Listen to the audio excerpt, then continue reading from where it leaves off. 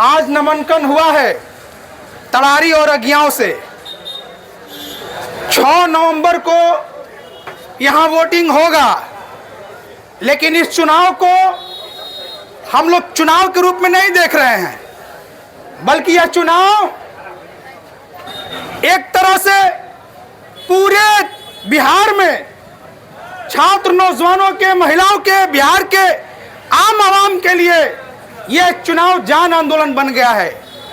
आप देख रहे हैं कि पूरी बिहार के अंदर में यह डबल इंजन की सरकार जो 20 सालों से चल रही है, यह केवल लूट झूठ, लूटने वाली, दमन करने वाली और केवल लोगों को फंसाने वाली, किसी भी चीजों में फंसा करके परेशान करने वाली यह 20 सालों से डबल इंजन की सरकार चल रही है।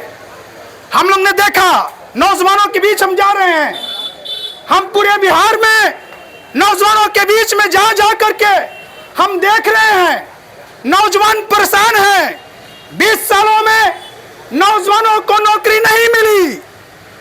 बिहार के नौजवान मजबूर होकर के दूसरे राज्यों में पलायन कर रहे हैं, वो दूसरे राज्यों में जाकर के काम करने के लिए मजबूर हैं।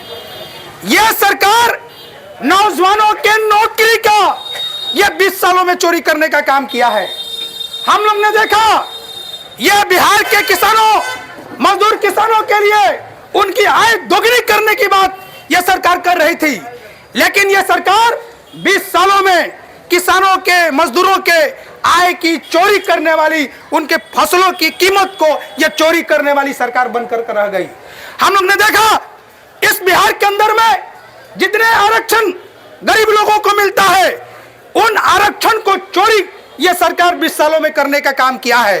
अब तो और पूरे बिहार में जब नौजवान के खिलाफ सड़कों पर है, महिलाएं सड़कों पर है, किसान मजदूर सड़कों पर है, और पूरे बिहार में यह सरकार बदल देने की जो आप देख रहे हैं कि पूरा बिहार भर में वो दिख रहा है, आवाज दिख रहा है, तो वोट चोरी करने की ये साजिश कर रहे हैं। इसीलिए साथियों, इस चुनाव को हम इस केवल चुनाव के रूप में नहीं देख रहे हैं, इस चुनाव को हम जन आंदोलन के रूप में देख रहे हैं। इसीलिए वोट चोरी करने वाली, नौजवानों की नौकरी चोरी करने वाली, मजदूर किसानों की जमीन की चोरी करने वाली, और इस महिलाओं के सम्मान और पूरे बिहार के नौजवानों को गर्त में ये ढकेल देने वाली और सारी चीजों की चोरी कर करके पूंजीपतियों के हाथ में सौंपने वाली इस सरकार को इस बार बदल देना है, और पूरे बिहार का मुंड है। इसलिए आप तमाम तड़ारी और अगियाओं विधानसभा के तमाम साथियों से, खास करके मैं अगियाओं से इसलिए कह रहा हूं कि अगियाओं में आप जानते हैं कि वहां हमारे कामरेड, वहां जो विधायक